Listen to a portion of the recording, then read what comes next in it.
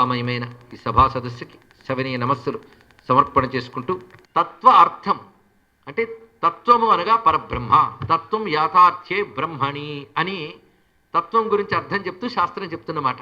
కనుక తత్వములు అంటే 24 తత్వాలు అని అర్థంతో పాటు తత్వం అనగా బ్రహ్మము అని అర్థం. అర్థము అంటే ఆ బ్రహ్మమునే ప్రయోజనముగా తాత్పర్యముగా కలిగినటువంటి తల్లి అని. మొత్తానికి పరబ్రహ్మమును బోధించే అక్షరములే తన స్వరూపముగా కలది, ఇది అర్థం అండి. తత్వార్థవర్ణాత్మికం అంటే పరబ్రహ్మని బోధించే అక్షరములు తన రూపముగా కలది. దీన్ని బట్టి గాయత్రి మంత్రాక్షరాలని దేని చెప్తున్నాయి? పరబ్రహ్మని చెప్తున్నాయి. కనుక పరబ్రహ్మను బోధించే అక్షరములు తన రూపంగా కలది. 2 అర్థాలు ఇప్పుడు వచ్చాయి కదా. తత్వార్థవర్ణాత్మక అంత గొప్పగా ఉన్నది ఇక్కడ. అటువంటి ఆ తల్లి చేతుల్లో ఎలా పట్టుకున్నదో చూడండి. ఇక్కడ ఇవి భావించేటప్పుడు వర్ణన 2 చొప్పున చూస్తూ ఉంటే కుడి ఎడమ వెళుతూ పైకి వెళ్ళాలి. క్రింద నుంచి పై వరుసలోకి వెళుతూ ఉంటాం. వరద, ఎడమ చేతిలో వరద, దానికి సరిగ్గా సమాంతరంగా అభయ, ఇలా వెళుతూ వెళ్ళాలి. ఇక్కడ ఆ భావన చేయొచ్చు. వరద, అభయ, అంకుశ, మళ్ళీ ఎడం చేతిలో అంకుశం, దానికి సమాంతరంగా కుడి చేతిలో కష. కష అంటే కొరడా పట్టుకున్నది. ఇక్కడ ఈ కొరడా గురించి తెలియాలంటే పురాణం కొంచెం పరిశీలిస్తే చాలు. ప్రణవమే కొరడాగా కలిగి ఛందస్సులని గుర్రాన్ని తోలుతారని చెప్పారు ఇక్కడ. కానీ ఓంకార శక్తి అది. అలాగే శుభ్రం కపాలం, శుభ్రమైన కపాలాన్ని ఆ 3వ ఎడమ చేతిలో పట్టుకున్నది. ఇక్కడ కపాలం అంటే పుర్రే అని అర్థం, మామూలుగా చెప్తాం. కానీ పుర్రే అనుకుంటే తప్పు లేదు, కానీ ఇక్కడ అది అనుకోవాల్సిన అవసరం లేదు. ఆ పుర్రే ఏమిటండి మళ్ళీ ఆవిడ తల్లి చేతిలో అంటే కపాలి యొక్క స్వరూపమే కదా అది. ఇక్కడ కపాలపాణి అంటే కపాలీశ్వరుడిని ఒకడు ఉన్నాడు కదా చెన్నైలో, శివుడి పేరే కపాలి. మరి కపాలం పట్టుకున్న శివుడేగా గాయత్రి రూపం. కనుకనే శివోపాసన గాయత్రి ఉపాసన ఒకటేని స్పష్టంగా తెలిసిపోయింది కదా. అందుకే సూర్యమండలాంతర్వర్తి అయినటువంటి ఆ తేజస్సు సాక్షాత్ శివుడే అని వేదమాతే చెప్తోంది. అసౌయోవ సర్పతి నీలగ్రీవో విలోహిత అసౌయస్తామ్రో అరుణవుత బభ్రుస్సుమంగళ. రుద్రంలో మనం చెప్తూ ఉన్నాం. అక్కడ అసౌ అని వాడేరే లేదా? ఏది రుద్రంలో? ఈయనే ఉదయాన్నే ఎర్రగా ఉంటాడు, కొంతసేపు అయ్యాక లేత ఎరుపులోకి వస్తాడు, ఆ తర్వాత బంగారు రంగులోకి వస్తాడు, ప్రపంచానికి మంగళం కలిగిస్తాడు. ఈయనేనయ్యా అన్నారు ఇక్కడ. అసోయస్తామ్రో అరుణవుత బభ్రుస్సు మంగళ. మంగళము కలిగించడానికి సూర్యభగవానుడు వస్తున్నాడు. ఆయన మంగళ స్వరూపుడు. మంగళానికి మరొక పేరు శివ. అందుకే మొత్తం రుద్రమంతా ఆదిత్య స్వరూపమయ్యా అన్నారు ఇక్కడ. అంతేకాదు అసౌతో వచ్చే 2 మంత్రాలని ఆదిత్యాత్మక రుద్రమంత్రములు అంటారు ఇక్కడ. ఎవరైనా తీవ్రమైన అనారోగ్యాలతో బాధపడుతూ ఉంటే ఈ మంత్రముల్ని ఉపాసన చేసి ఆ తీర్థాన్ని కానీ ఇస్తే ఆ రోగాలు పోతాయని రుద్రం మంత్రాలకి తగ్గిన తంత్రశాస్త్రం చెప్తుంది. ఆదిత్యాత్మక మంత్రములు ఇవి. ఇప్పుడు చెప్పండి, ఆదిత్యుడు రుద్రుడు కాడు? ఆదిత్యంచ శివం విద్యాత్ శివం ఆదిత్య రూపిణం ఉభయోరంతరం నాస్తి ఆదిత్యస్య శివస్య చ అని చెప్తున్నారు. అందుకే కపాలం పట్టుకున్నది అంటే శివస్వరూపంగా కపాలం పట్టుకుంది. కపాలం అనగా యజ్ఞపాత్ర అన్నారు. అంటే పురోడాసము, హవిస్సులు ఇత్యాదులు పెట్టే కొన్ని రకాల పాత్రలు ఉంటాయి యజ్ఞముందు, వాటికి కపాలం అని పేరు ఇక్కడ. కనుక ఆ తల్లి యజ్ఞపాత్ర పట్టుకున్నది అని అర్థం ఇక్కడ. ఎందుకంటే యజ్ఞస్వరూపిణి గాయత్రి కదా. గాయత్రి లేకపోతే వేదం లేదు, వేదం లేకపోతే యజ్ఞం లేదు. కానీ గాయత్రి యజ్ఞస్వరూపిణి. అందుకే యజ్ఞరక్షకుడైన రామచంద్రమూర్తి సూర్యమండలాంతర్గతమై బ్రహ్మ విష్ణు శివాత్మకమైన గాయత్రి తేజస్సు. ఇది రహస్యం. గాయత్రి తేజస్సుని ఎవరికి తెలుస్తుందండి? దశరథుడికి తెలియదు, కౌశల్యకి అంతకంటే తెలియదు, వశిష్ఠుడికి తెలిసినా చెప్పడు. ఎందుకంటే ఆయన ఎప్పుడూ గాయత్రి మంత్ర ద్రష్ట అనే బిరుదు విశ్వామిత్రుడికి ఇచ్చేశాడు. కనుక ఆయన బయటపడ్డు. కనుకనే ఎవడైతే గాయత్రి మంత్రాన్ని దర్శించాడని ఉన్నాడో వాడే పనికట్టుకొచ్చి ఈయనే గాయత్రి స్వరూపుడని తెలుసుకుని ఈ రహస్యం నాకు తెలుసు వశిష్ఠుడికి తెలుసని ప్రకటించి అహం వేద్మి మహాత్మానం రామం సత్యపరాక్రమని ఆ గాయత్రి తేజాన్ని చక్కగా పట్టుకెళ్ళిపోయాడండి యజ్ఞరక్షణకని. ఎందుకంటే యజ్ఞరక్షణకై ఉన్నదే గాయత్రి. గాయత్రి యజ్ఞాన్ని రక్షిస్తుంది. ఎందుకంటే వేదమాత కనుక. యజ్ఞం లోకాన్ని రక్షిస్తుంది, అది తెలుసుకోవాలి. అందుకే లోకాన్ని రక్షించడానికి యజ్ఞం, యజ్ఞాన్ని రక్షించడానికి వేదం, వేదాన్ని రక్షించడానికి గాయత్రి, ఆ గాయత్రి రామచంద్రమూర్తి. తెలుసుకోండి. ఇందాక శివుడు అన్నారు కదండి, మళ్ళీ రాముడు అంటారు అంటే త్యాగరాజుని అడిగితే చెప్తాడు, శివుడవో మాధవుడవో కమలభవుడవో ఎవరని నిర్ణయించిర్రా, నిన్ను ఎట్లా ఆరాధించిర్రా. కనుక ఆయన గాయత్రి స్వరూపుడే. అందుకే రామాయణం అంతా గాయత్రి స్వరూపమే, ఇది తెలుసుకోండి. కాబట్టి అయ్యా గాయత్రి సంధ్యావందనం ఏదో ఒక వర్గం వాళ్ళ చేతిలో పట్టుకున్నారు కాదు, రామాయణం నీ చేతిలో పెట్టారు. నువ్వు గాయత్రి ఉపాసకుడివే. తెలుసుకో. ఇక్కడ ఆదిత్య ఉదయం చదువుకో. అందుకే రామోపాసన గాయత్రి ఉపాసన ఇది తెలుసుకోవాల్సిన ఒక రహస్యం. అందులో కుడివైపు 3వ చేతిలో గద. గద అనగానే మనకి విష్ణువు గుర్తు రావాలి కదా. చూడండి. కనుక అప్పుడు శివస్వరూపం వస్తుంది, విష్ణు స్వరూపం వస్తుంది. ఇంకా ఎడం వైపు 4వ చేతిలో శంఖం, పాంచజన్యం, అది ఎవరిదో నేను చెప్పక్కర్లేదు. కుడివైపు 4వ చేతిలో చక్రం, సుదర్శనం ధరించింది ఆ తల్లి. ఇక పైన 2 మిగిలే 5వ చేతులు, ఈ 2 చేతుల్లో పద్మములు ధరించింది ఆ తల్లి. అంటే సాక్షాత్ మహాలక్ష్మి. వందే పద్మకరాం ప్రసన్నవదనాం. ఇప్పుడు మనం తెలిసేటప్పుడు మనం పూజించే దుర్గాలక్ష్మి సరస్వతులన్నీ కూడా గాయత్రి అని తెలుస్తున్నది. కనుకనే దుర్గని లక్ష్మిని సరస్వతిని ఉపాసించే వాళ్ళు కూడా గాయత్రిని ఆరాధిస్తున్నారు అని అర్థమవుతుంది ఇక్కడ. కానీ గాయత్రి కాని దేవత ఎవరండి ఇక్కడ? అది సర్వదేవతాత్మిక అయినటువంటి గాయత్రి స్వరూపాన్ని ఇంత చక్కగా చూపిస్తూ ఈ ధ్యాన శ్లోకాన్ని చెప్పుకున్నాం. అయితే ప్రాతకాలంలో, మధ్యాహ్న కాలంలో, సాయంకాలంలో కూడా విడివిడిగా గాయత్రి ధ్యాన శ్లోకాలు ఉన్నాయి. అంటే సమిష్టి గాయత్రి స్వరూపం ఇప్పుడు చెప్పుకున్నాం. ప్రాతకాలంలో బ్రాహ్మి, మధ్యాహ్న కాలంలో రౌద్రి, సాయంకాలంలో వైష్ణవి కదా. ఆ రూపాలు ఎలా ఉంటాయో చూస్తారా? మరి ఇప్పుడు మీరు చూస్తున్నారా, వింటున్నారా? అది వింటూ చూస్తున్నారు, చాలా బాగుంది. హృదయంలో దర్శిస్తున్నారు కదా. మరి ఇంత చక్కగా దర్శించే వారికి అవి కూడా దర్శింపజేయవలసిన బాధ్యత ఉంది కనుక ఆ పాటలో ఎవరు పడి సంపాదించుకొచ్చారు. ఇక్కడ ఒక్కొక్క రూపాన్ని దర్శిద్దాం. ప్రాతకాల గాయత్రి ధ్యానం. బ్రహ్మాణి చతురాననక్షవలయా కుంభంకరై సృక్సృవౌ బిభ్రాణారుణ కాంతిరిందువదన రుగ్రూపిణీ బాలిక హంసారోహణ కేళి రంభరమణౌ బింబేర్చిత భూషిత గాయత్రి హృది భావిత భవతు న సంపత్కరి సర్వదా. అత్యద్భుతమైన రూపాన్ని చూపిస్తున్నారు, ధ్యానం చేసుకోవచ్చు. ఈవిడ బ్రహ్మాణి. చతురానన 4 వదనాలతో ఉంది. అక్షవలయ కుంభ సృక్ శృవ. ఒక చేతిలో అక్షమాల, మరొక చేతిలో కుంభము అంటే కమండలం పట్టుకుని పై 2 చేతుల్లో సృక్కు శృవము ధరించింది. సృక్శృవాలు అంటే తెలుసు కదా, యజ్ఞములో వాడేటువంటి పాత్రలు, వాటిని ధరించింది. ఆ తల్లి అరుణ కాంతితో ప్రకాశిస్తున్న బాలిక, రుగ్రూపిణి, ఋగ్వేద స్వరూపిణి అయినటువంటి బాలికా రూపంతో ఉందిట. హంసారోహణ కేళి. అమ్మ భక్తులకు బాలా త్రిపుర సుందరి గుర్తు రావాలి. హంసారోహణ, హంసపై కూర్చుని ఉన్నటువంటిది. ఎక్కడ కూర్చుంది అంటే అంబరమణౌ బింబే. అంబరం అంటే సూర్యుడు. ఆ సూర్యబింబం లోపల కూర్చున్నటువంటి ఆ తల్లిని ఎవరైతే హృదయంలో భావిస్తున్నారో వారికి సర్వసంపదలు ప్రదానం చేస్తున్నది. ఇప్పుడు భావించిన అందరికీ కూడా సర్వసంపదలు ప్రసాదించుగాక, భారతదేశానికి శుద్ధమైన సర్వసంపదలు ప్రసాదించుగాక అని ధ్యానిస్తూ మధ్యాహ్న స్వరూపం. ఈవిడి పేరేమిటి? రౌద్రి, రుద్రాణి లేదా సావిత్రి. రుద్రాణి నవయవ్వన. బ్రాహ్మి బాల, ఈవిడ మంచి నవయవ్వనంలో ఉన్నది. త్రినయన, 3 కళ్ళ ఆవిడ. వయ్యాఘ్ర చర్మాంబరా ఖట్వాంగ త్రిశిఖాక్ష సూత్ర వలయా భీతి ప్రధానాస్తు నః విద్యుత్పింజ జటాకలాప విలసద్బాలేందు మౌళిర్ముదా సావిత్రి వృషవాహన సితతను ధ్యేయా యజూరూపిణి. ఋగ్వేద రూపిణి అయినటువంటి బాలారూపమైన గాయత్రిని చూసాం ప్రాతకాలంలో. మధ్యాహ్న కాలంలో రౌద్రి, రుద్రాణి, సావిత్రి. ఈవిడ నవయవ్వనంతో ఉంటుంది. త్రినయన, 3 కన్నులతో ప్రకాశిస్తున్నది. వయ్యాఘ్ర చర్మాంబర, వ్యాఘ్ర చర్మాన్ని వస్త్రంగా ధరించినటువంటిది.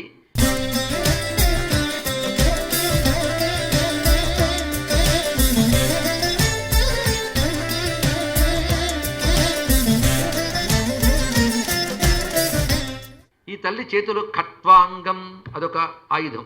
ఖట్వాంగం అంటే ఎలా ఉంటుందో గతంలో చెప్పుకున్నట్టున్నాం. మంచపు కోడని అర్థాన్ని చాలామంది చెప్తారు, కానీ మంచపు కోడు కాదు ఖట్వాంగం అంటే.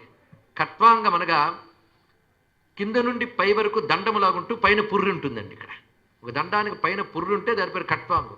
అందువల్ల కపాలం గదా సమిష్టిమూర్తిలో వచ్చింది. ఇప్పుడు అర్థం ఏంటుంది కదా. అయితే దేనికి సంకేతం అంటే మూలాధారం నుంచి కంఠం వరకు ఉన్న దండమైతే ఆ పైన ఉన్న పుర్రది. దీన్ని ఏ తల్లి పట్టుకుందో ఆ తల్లిది. ప్రాణశక్తి అంతా అక్కడ ఉందండి ఖట్వాంగం. ఈ ఖట్వాంగ ఆయుధం మనకి దేవతల ఆయుధాల్లో కనబడుతుంటే, శివుని ఆయుధాల్లో కనబడుతుంది, హనుమంతుని ఆయుధంలో కూడా కనబడుతుంది. కనుక ఖట్వాంగం అంటే ఇక్కడ తెలుసుకుంటే అన్ని చోట్ల పనికొస్తుంది. ఇక్కడ ఆ ఖట్వాంగం పట్టుకుని త్రిశిఖ, 3 కొనల ఆయుధం పట్టుకుందట మరొకటి, అంటే త్రిశూలం. అది ఇక్కడ ఖట్వాంగము, త్రిశూలము, అక్షసూత్రం. ఎందుకంటే శివుడు జ్ఞానస్వరూపుడు కదా. అని అక్షమాల ఒక చేత్తో, అభయం మరొక చేత్తో, ఇలా 4 హస్తములతో ప్రకాశిస్తున్నటువంటి ఆ తల్లి మెరుపు తీగలు కట్టకట్టినట్టుగా జటాజోటు ఉందండి. ఇక్కడ విద్యుత్పింజ జటాకలాప విలసత్. అలాంటి జడల పైన బాలేందు మౌళి నెలవంకను దాల్చి ఉన్నది. ఈ స్వరూపమే నెలవంక సమిష్టి గాయత్రిలో వచ్చింది మనకి. సావిత్రి వృషభవాహన, వృషభవాహనంపై కూర్చున్నటువంటి ఆ తల్లి రౌద్రీదేవి. దీన్నే మనం సప్తమాతృకల్లో మాహేశ్వరి అంటాం. ఇక్కడ ఆ తల్లి సితతనుహు, తెల్లని కాంతితో ఉన్నది. ఇక్కడ ముందావిడ ఎరుపు, ఈవిడ తెలుపు. జేయ యజురూపిణి, ఈవిడ యజుర్వేద స్వరూపిణి అని చెప్పబడుతున్నది. ఇక్కడ ఇప్పుడు సాయంకాలం వస్తున్నాం. జేయా సాత్ర సరస్వతి భగవతి, ఈవిడ సరస్వతి భగవతి. పీతాంబరాడంబర శ్యామా సామతనుల్లత పరిల సద్గాత్రాన్విత వైష్ణవి. తార్క్ష్యస్థామణి నూపురంగదమణి గ్రైవేయ భూషోజ్వల హస్తాలంబిత శంఖ చక్ర సగదా భీతి ప్రతానాస్తు నః. ఇది ధ్యానం చేయవలసిన సాయంకాల సంధ్యా స్వరూపిణి. ఎలా ఉన్నదంటే ఈ తల్లి సరస్వతి, ఈ జగదంబ పీతాంబరము ధరించి ప్రకాశిస్తున్నది. అంటే బంగారు రంగు పట్టు వస్త్రాన్ని ధరించున్నది. ఈవిడ శరీరపు వర్ణము శ్యామ, అంటే చామన ఛాయ. ఈ శ్యామ అనే మాట నుంచే తెలుగులో చామన అనే పదం వచ్చింది. ఇక్కడ శ్యామవర్ణం అంటే చామన ఛాయ రంగు. ఇది ఏ స్వరూపం? సామతను, సామవేద స్వరూపం ఈ తల్లి. ఈ తల్లి అనేక రకాల ఆభరణాలు ధరించి తార్క్ష్యస్థ, గరుత్మంతుడిపై కూర్చునుంది జగదంబ. అనేక రకాల ఆభరణాలండి, ఎందుకంటే అలంకార ప్రియో విష్ణు. మణినూపుర అంగద మణి గ్రైవేయ భూషోజ్వల, ఇవన్నీ ధరించి హస్తాలంబిత, 4 చేతుల్లో శంఖ చక్ర గద అభయ, ఈ 4 ధరించి కనబడుతున్న వైష్ణవి అయినటువంటి తల్లి సాయంకాల సంధ్యలు ఉపాసింపబడుతున్నది. కృష్ణ రూపం, శ్యామ రూపం. దీన్ని బట్టి బ్రహ్మ విష్ణు రుద్రాత్మిక గాయత్రి. ఇది తెలిసినప్పుడు మనం గాయత్రిని ఆరాధన చేస్తున్నామంటే బ్రహ్మ విష్ణు రుద్రుల ఏకస్వరూపాన్ని భావిస్తున్నాం. అందుకే మంత్రంలో తత్సవితు బ్రహ్మాత్మనే అని అంటున్నాం. మంత్రభాగంకి ఒక్కసారి న్యాసం చేసినప్పుడు ఏం చేస్తున్నాం గుర్తు తెచ్చుకోండి. తత్సవితు బ్రహ్మాత్మనే అంగుష్టాభ్యాం నమః అంటున్నామా లేదా? వరేణ్యం విశ్వాత్మనే, భర్గోదేవస్య రుద్రాత్మనే. ఈ విషయములు బాగా పరిశీలించారు ఇక్కడ. భర్గోదేవస్య రుద్రాత్మనే, ధీమహి సత్యాత్మనే. అంటే త్రిమూర్తులకి మూలమైన పరబ్రహ్మం ఏదైతే ఉందో సత్య అని చెప్పబడుతున్నది ఇక్కడ. సత్యాత్మని. ఆ తర్వాత అన్నీ కలిపి చెప్తున్నాయి. ఇప్పుడు సగుణం నిర్గుణం కూడా కలిపి సర్వాత్మని అని తర్వాత మాట్లాడుతుంది. జ్ఞానాత్మనే సర్వాత్మనే. ఇది బ్రహ్మము గనక బ్రహ్మజ్ఞాన స్వరూపిణి గాయత్రి. అందుకే ధియోయోన జ్ఞానాత్మనే. ఎందుకంటే బుద్ధిని ప్రేరేపించాలి కనుక ఆ మంత్రం దగ్గర జ్ఞానాత్మనే చెప్పారు ఇక్కడ. ప్రచోదయ సర్వాత్మనే. ఇప్పుడు దీనితోనే అంగన్యాసం కరన్యాసం చేశాం. అంటే మంత్ర భాగముల్లో త్రిమూర్తుల శక్తి ఎలా ఉన్నదో చూపిస్తూ త్రిమూర్తులకు మొదలైన బ్రహ్మము, ఆ బ్రహ్మమును తెలుసుకునే జ్ఞానము, సర్వము బ్రహ్మమయమనే ఎరుక ఆఖరికి చెప్పబడుతూ సర్వాత్మనేని చెప్పడంలో సర్వం బ్రహ్మమయం. అది ఇక్కడ అంటే న్యాసంలోనే ఎంత జ్ఞానం ఉందో ఇప్పుడు పరిశీలించాలి. అటువంటి ఆ తల్లి యొక్క ధ్యానస్వరూపంలో ఉన్న విశిష్టతను చూసాం. దీన్ని బట్టి గాయత్రి, సావిత్రి, వైష్ణవి ఈ పేర్లు మనకు వచ్చాయి. బ్రాహ్మీ, రౌద్రి, వైష్ణవి, గాయత్రి, సావిత్రి, సరస్వతి. ఈ మూడింటి గురించి మనం ఆలోచిస్తే 3 ఒకే స్వరూపం అని చెప్పుకున్నాం కదా.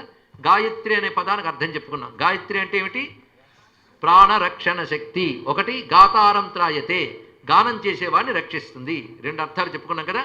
ఇంకొక అర్థాన్ని ఇక్కడ ఇంకోటి చెప్పుకున్నాం, ప్రాణరక్షణ శక్తి. గయాన్ త్రాయతే ఇది గాయత్రి, ప్రాణములను రక్షించినది. మరి సావిత్రి అంటే ఇదొక విశేషం. సవిత, అసలు మంత్రంలో సవితుహు ఉంది కనుక అసలు ప్రధానమైనది సావిత్రి రూపమే. మంత్రంలో ప్రధానంగా సవిత ఉంది కదా.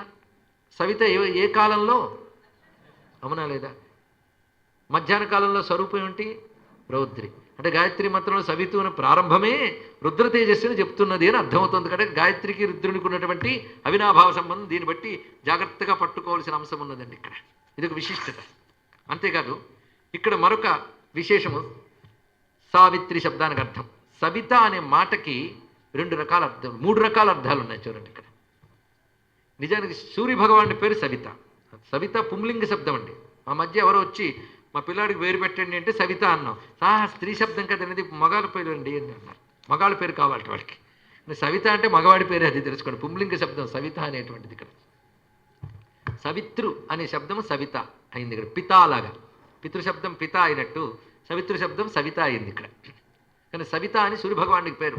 నమస్కారం చేసేప్పుడు సవిత్రే అనాలి ఇక్కడ. అందుకే మహాభారతంలో నమస్సవిత్రే జగదేక చక్షుషే అని మనందరం కూడా నమస్కారం చేసుకున్నాం కదా. అది గుర్తుపెట్టుకుంటే చాలు ఇక్కడ. అటువంటి ఆ స్వరూపము సవిత అయినటువంటిది 3 అర్థాలు తీసుకుంటే, ఒకటి సవిత అంటే ప్రేరేపించున్నది అని ఒక అర్థం. ఇక్కడ ప్రేరక శక్తి, ఇదే ప్రచోదయ అంటే సవితు ప్రచోదయ రెండు చూడండి. కానీ ప్రేరక శక్తి సవిత అంటే. ఇంకొకటి సవిత అంటే సవము. మీరు వినుంటారు ఈ మాట, వినరు? దాని ముందు ప్రా పెట్టండి.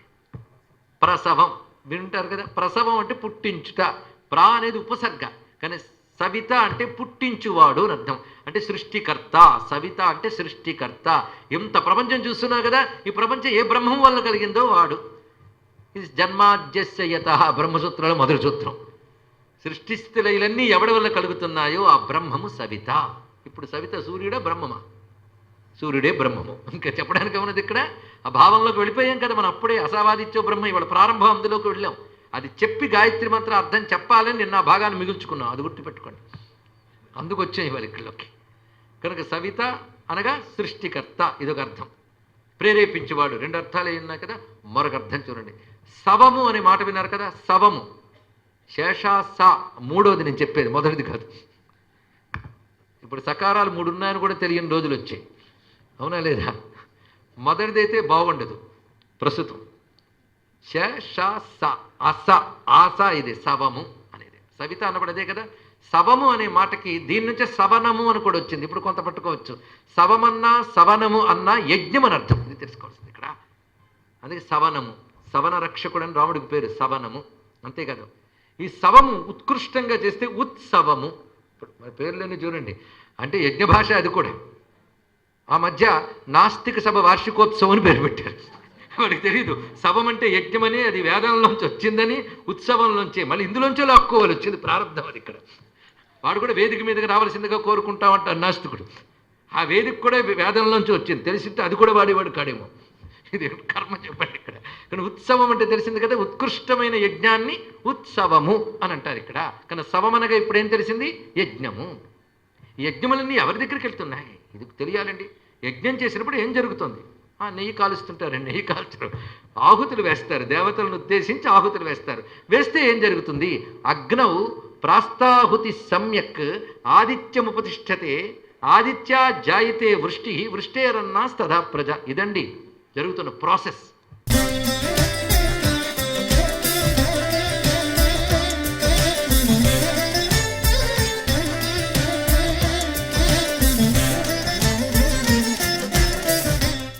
ఆహుతులు అగ్నిహోత్రంలో వేస్తే అగ్ని భట్టారకుడు అతడు సూర్యుడి నుంచి వచ్చిన తేజస్సే కదా, కనుక తాను ఎక్కడి నుంచి వచ్చారో అక్కడికి వెళ్తాడు. అక్కడ ఇవన్నీ మోసుకుని వెళ్తాడు. ఎక్కడికి వెళ్తాడంటే ఆదిత్యం ఉపతిష్టతి, ఆదిత్య మండలంలోకి వెళ్ళి అక్కడ సర్వదేవతలకు ఇస్తాడట. అంటే ఆదిత్య మండలంలోకి వెళ్తే సర్వదేవతలకు ఇవ్వచ్చా అంటే, సర్వదేవతాత్మకమైన శక్తి ఆదిత్యం. ఆయన నమస్కరిస్తే సర్వదేవతలు నమస్కరించినట్లే. కనుక నువ్వు వేసే అగ్నిహోత్రం కూడా అక్కడికే వెళుతుంది. అందుకే ఏష చైవ అగ్నిహోత్రంచ ఫలంచైవాగ్నిహోత్రిణాం వేదాశ్చ క్రతవశ్చైవ క్రతూనాం ఫలమేవచ.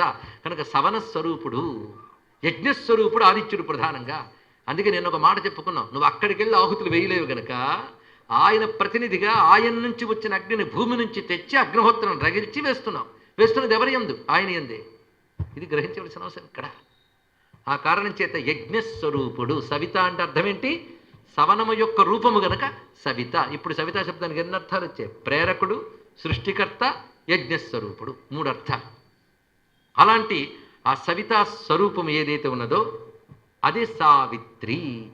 సవిత యొక్క స్త్రీ రూపమే సావిత్రి. కనుక సావిత్రి అనే మాటకి ఎంత గొప్ప అర్థం వచ్చింది ఇక్కడ. కనుక గాయత్రి అన్న సావిత్రి అన్న ఒక్కటే. ఆ తల్లి సరస్వతి, ఇంకోటి కాదండి ఇక్కడ. కనుక సరస్వతి భక్తులు అంటే గాయత్రి భక్తులే.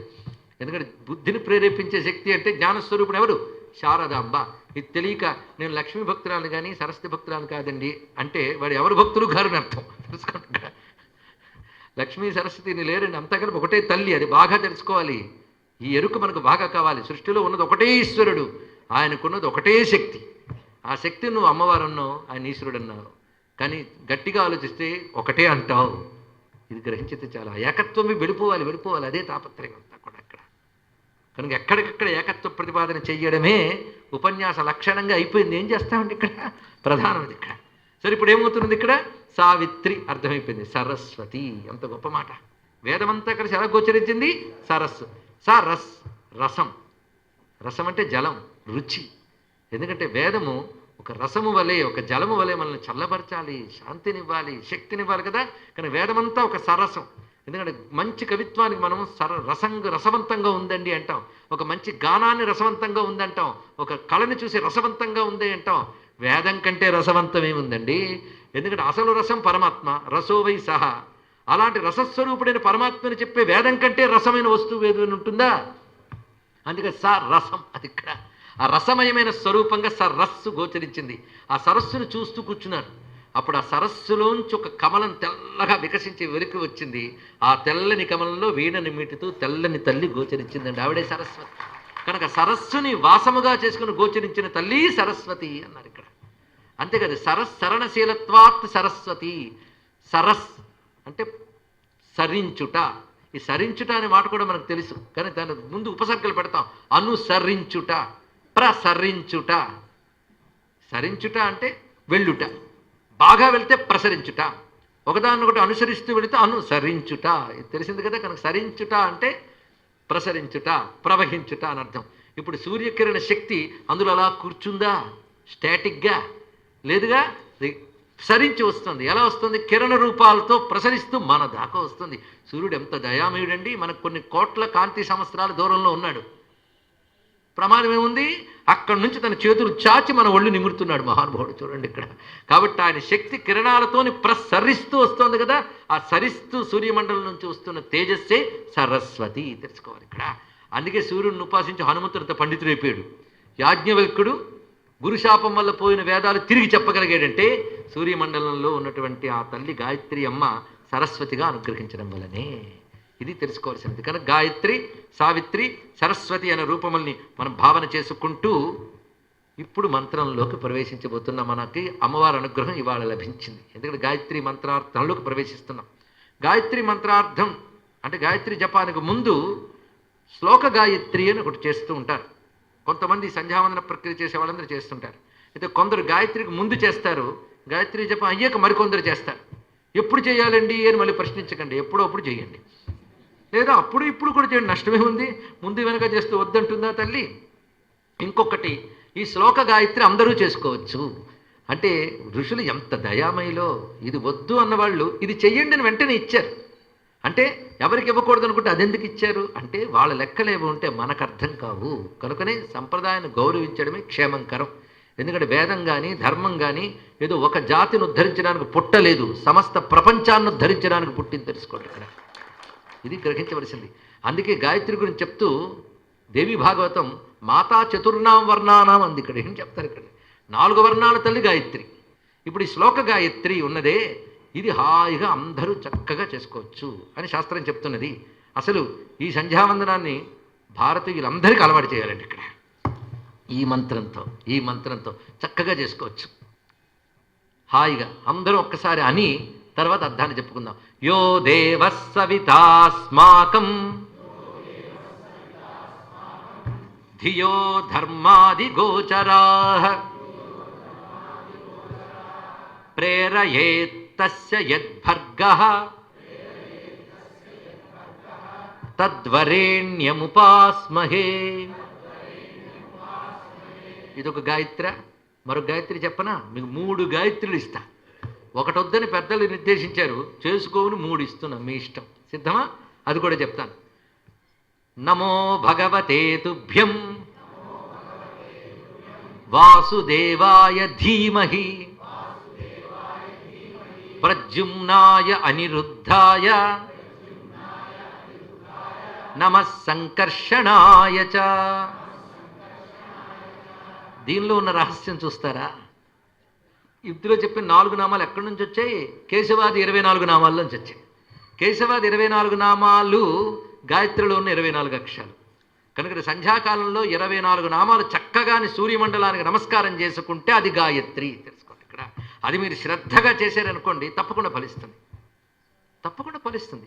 ఇందులో 4 తీశారు. ఇందులో ఇప్పుడు చెప్పిన మంత్రాలు నమస్తుభ్యం భగవతే ఎందుకు అది తీశారో చెప్దాం. 24 తత్వాలు, 24 అక్షరాలు, 24 కేశవనామాలు. అర్థమైంది కదా?